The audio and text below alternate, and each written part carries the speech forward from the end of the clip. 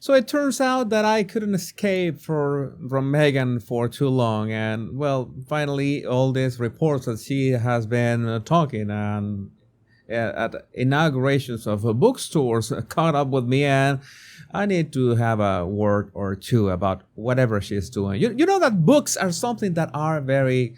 I love books in many ways, whether they are printed or are ebooks. There's something that we need more of them. So it's a bit hypocritical of me being criticizing Meghan for bringing attention to books. I think that in some ways it's nice, but you know that when you see her with this kind of faces, these facial expressions, you know that she must have second intentions about this, and the second intentions could be the fact that this is about this bunch of, the usual suspects, former WME literary head.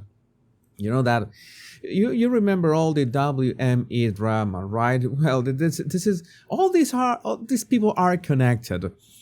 Literary head unveils godmothers bookstore to star-studded crowd including Oprah, Ted Sarandos, and Meghan Markle. Ted Sarandos, CEO of Netflix. I don't know. We did not have any pictures of Ted Sarandos side to side with Meghan or next to Meghan. It would have been nice. It would have helped to dispel all those rumors from these evil YouTubers that all that they claim, like yours truly, is that there's this friction with Meghan and Netflix, and Harry is in the crossfire, but no pictures.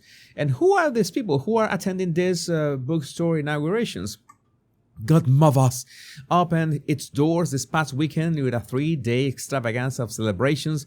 Oprah, Prince Harry and Meghan Markle, Ted Sarandos and Nicole Avant, Ellen DeGeneres and Portia de Rossi, and Paramount CEO Brian Robbins. You know, the usual suspects, especially having Oprah and Ellen DeGeneres. It's more than enough. You know that there's something that they do all the time. Maybe they have to remain in the public's mind for some reason. And we got this clip of Meghan. I'm going to play this clip. I don't know why it's not playing automatically. I'm going to put his. Oh, right. It's because I have to click this button. She's speaking because you know that she doesn't love anything more than a mic. And she's got the mic. And all of a sudden, Oprah is arriving. And the Duchess is all upset with Oprah, blocking the camera in this case. She was given this lecture of her immense wisdom to everyone who was attending. This was another bookstore. I think this is a regular bookstore. This is not the same that we saw before.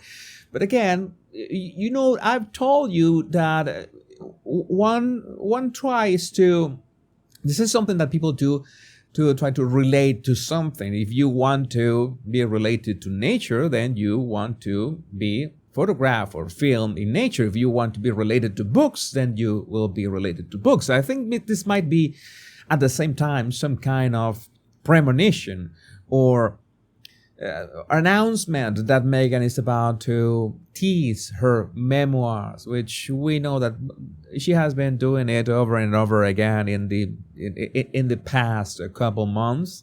So this might be like testing the waters if this is the right time. You remember that we had a couple of years ago the first thesis of Harry's book. We didn't know the name. I made all sorts of memes about that, but still, Meghan in this case is only upset. I wanted to show you this a close up. She's so focused. She's so brave. She is. I would like to know. You know that they are already AI, artificial intelligence tools that you can use to read lips. Well, I haven't tested them. I just bookmarked one of them one of these days. And, well, sadly, we cannot use it right now because the mic is blocking Meghan's face. But I cannot wait to use it for the first time soon.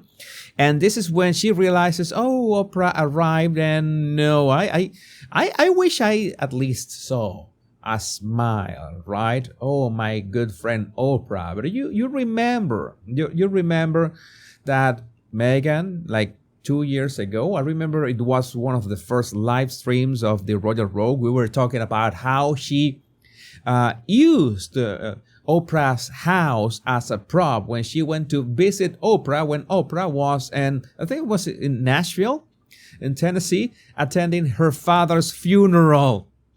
And I don't think that Oprah took that very lightly. And you remember that I made a video as well that Oprah took revenge in a funny way on Meghan. Maybe they settled the score. Maybe they are okay right now. There are a couple of photos of Meghan with Oprah, but no, this is not someone watching a friend arrive by any means. Like, it's we have a lot of video compression here, so that movement that we see on her brows, that slight movement could be due to video compression. This is a problem with this second, third, fourth generation video, which is recorded over and over again.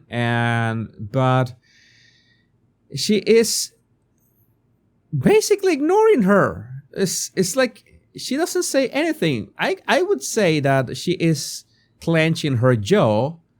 You know that Meghan is also a great jaw clencher.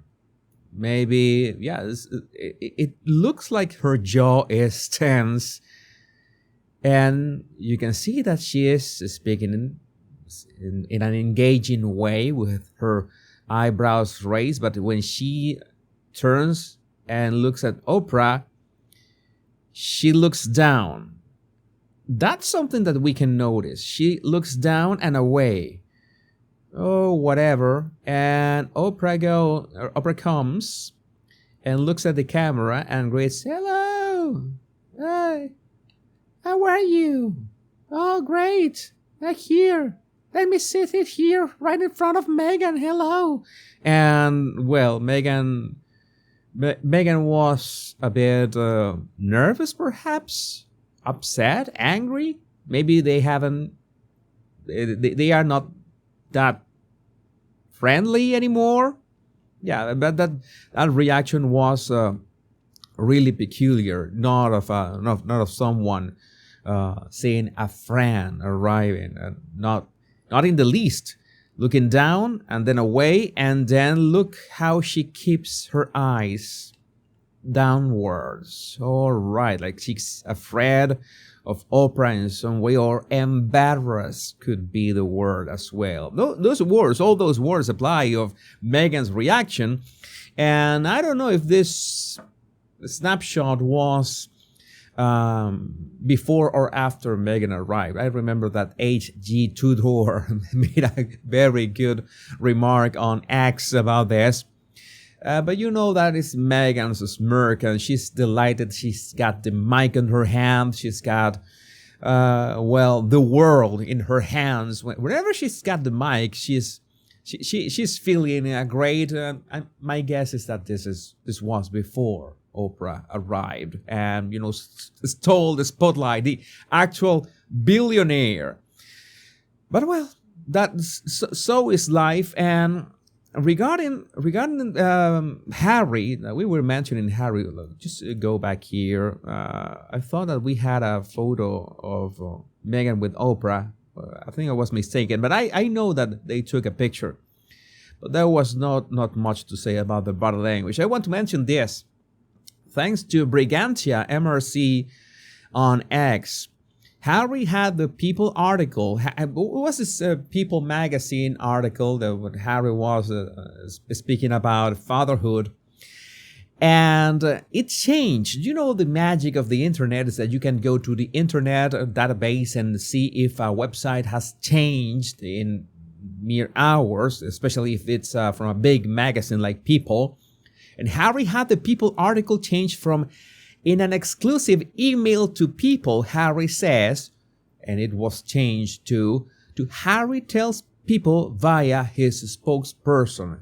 Oh, I guess that Harry wanted for 1 second to, take matters into his own hands, act without Meghan's permission, and send an email to People magazine and say, well, this is from my personal email, and well, there was this meltdown at Archwell. You cannot do that. Only peasants send emails, not us. We have spokesperson. Now we know that all that spokesperson, spokespeople, whatever, from Archwell are just Harry and Meghan sending the emails themselves. Only that Harry forgot to make the disclaimer. Remember that it is not me. It is my spokesperson. But, Harry cannot think of everything. He must be very busy with his upcoming Polo show or whatever. That Netflix UK and Netflix, regular Netflix, released this teaser. Could we call this just 4 pictures of Polo with that actual video? I have to remind you, we are at September 12th right now, and December is right around the corner. Don't you have a teaser made already? And of course, this was released the day that Catherine released her video, and yes, everybody noticed it. Everybody. Meghan and Harry's Netflix teaser was a deliberate attempt to piggyback off Catherine's cancer news expert claims. You don't have to be an expert to know about this. This piggybacking, because they need to piggyback from the royal family in any way. And I have another further proof that this is, piggybacking. I analyzed, let's say, took a look, because analyze, I don't think this deserves an analysis, but I took a closer look to the pictures that were included in the Netflix teaser, which is not a teaser, it's just a post on X of 4 pictures. And the first picture had 3 polo players, and I found out that they are Argentinian polo players. You remember that Meghan knows Argentinian Spanish, which is not. She's got a Puerto Rican accent. Who knows what is the real story? I would pay good money to find that real story behind Meghan's Puerto Rican accent. But these are Agustin Merlos, Poroto Cambiaso, and Tomás Panelo. They are 3 Argentinian polo players, pretty much like Nacho Figueras. You remember Nacho, right? And these 3 are part of La Dolfina, which is a polo team that recently won the first American season with the U.S. Open victory. It was not that recently. It was in April 22. And I tried to find any connection to Nacho, because that should be a very tight group. And it happens that they all traveled together not that long ago. In fact, it was last year, 2023, they went to Disney. Nacho Figueras, Delfina Blaquier, and other figures of polo traveled to Disney. They were invited to Orlando Parks, and you can see some pictures of them, and Nacho is also enjoying with his family. Very nice. But I would like to know how are they going to deal with all this? This was other picture. I don't know if this is Poroto Cambiaso. I don't know these people. I think that Poroto Cambiaso, I understand that is the son of another legend of polo. All this I was finding out today. This could work if you make the audience or us care about these players. If you can do something about telling their struggles and what they do. I mean, if the Formula One Drive to Survive works, so it doesn't matter if polo is high class, should we say, sport. It doesn't, because Formula One is a very elitist sport, so it doesn't have to do with that, but the emotions behind this. And we have also Merlos and Poroto here. I mean, there was a very limited selection only from this team, La Dolfina. And the 4th picture is absolutely generic. It doesn't say much at all. Just a guy with a horse without a mount, and that's it. But I wanted to know if at some point there has some kind of, what is the drama, what is the gossip, what has been going on in the Polo world with these people. And there was one thing, and you're not gonna believe it, but in the club news of Guards Polo, we got this, the Cartier Queen's Cup, and who's there? This is the king right here, King Charles. And it so happens that La Dolfina had recently in June 17th, La Dolfina had lost to Taladrancas by 1 point. That was very upsetting. And there was some drama during the prestigious Cartier Queen's Cup polo match in 2024 involving Poroto Cambiaso, one of the guys that we saw, who is Adolfo Cambiaso's son. The intense final saw a chaotic last 30 seconds, including falls and a loose horse. That sounds hairy stuff. Creating an exciting and dramatic finish with Pablo Pierce scoring the winning goal for Taladrancas. This incident highlights the thrilling nature of high-stakes polo matches where last-minute drama can change the outcome. Oh, that sounds nice. That could work. And this could be the shot of Harriet have an actual Emmy, just like Beckham. David and Victoria Beckham get their Grammy. I didn't know this award, the Emmy, was so big. It's huge, that stuff. Very nice. Imagine that they won a second chance at this, and all that we have for that polo match or that polo documentary are for very lousy pictures. I think this was completely unnecessary, but of course they had to do it the day that Catherine released her video. And I cannot understand for the life of me how are people complaining about this, that they find this jarring or something, or on not regal. You know that some royal journalists have already made some claims that William and Catherine's friends have criticized this. That is bollocks. That hasn't happen. That's just lies. And thanks to the British Prince, but the Queen wouldn't have filmed personal family time. It's not regal. Elizabeth and Philip with television cameras filming their family having breakfast that was aired on national TV. But this was already done by the Queen and also the British Prince. Thanks for this. The Princess of Wales and Queen Elizabeth II being filmed driving a Land Rover. This was obviously a tribute to the late Queen Elizabeth II. I knew that Queen Elizabeth was a nice driver, and she was even a mechanic, I understand, in World War II. And well, I had not made the connection, but this is just on point. On point. Thanks, the British Prince. And this is something that I just don't understand. This is from Sheila MS. I read that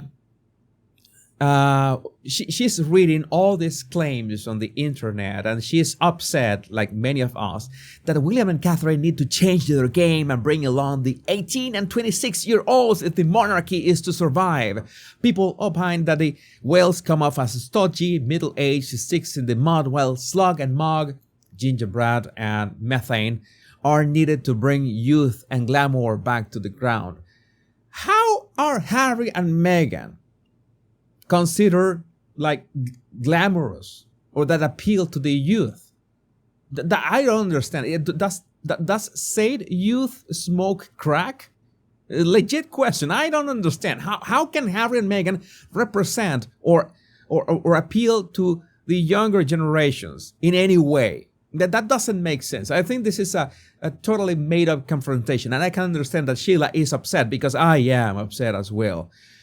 Not really true, but we'll go with that for argument's sake. This film combines Catherine's love of the great outdoors, the importance of being a mom, an update on her journey, sets boundaries for expectations, and a touching message of hope to cancer sufferers into 184 seconds of personal revelation that showcases her family, her parents, and her world.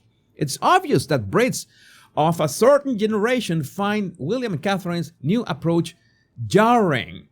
I have to say what I said on X, that if you find Catherine's video jarring, you have a stick up your arse, so up your arse that you are automatically classified for pole vaulting competitions. You don't have to do anything else. I don't think that is not a jarring. These people want to criticize William and Catherine for any reason, but they're already monarchists. I have my doubts that people that criticize William and Catherine this way are already monarchists. I don't know. I have my doubts. They don't need to be brought along to maintain the firm. So to them, I would say, try to understand what William and Catherine are trying to do instead of openly criticizing them. Be supported because while it may not be their cup of tea, it was appealing to an awful lot of people on whose support the survival of the monarchy largely depends. I would say that this is a bit misleading. And I don't think 18 and 26-year-olds are really the answer. Because at this moment, there's not a figure in the, let's say, in the target of 18 to 26-year-old in the royal family that we could say this is the brand that we are looking for. Those are George, Charlotte, and Louis, but they are still like 10 years away from that. Exactly 10 years away from that. You just need to trust the process. In 10 years, you will have the royal teens, we could say, that they are the ones who will appeal to that generation. You have to understand that William and Catherine can appeal to younger generations, but not the youngest generations. And no, Harry and Meghan, no, that Harry is not cool. Meghan is not likable. So I don't know what to tell you. A lot of things are misleading. And thanks, Sheila, for writing your thoughts, because many of us share it. Meanwhile, I'm going to say again that this was a wonderful video, and I hope we got more good news from William and Catherine soon. But I would love to know what you think about this in the comments. My Royal Rogues, remember to download my free 100 body language tips in the description of this video, and you will be subscribed to my emails as well. My name is Jesus Enrique Rosas. I'm the Royal Rogue. Much love and bliss.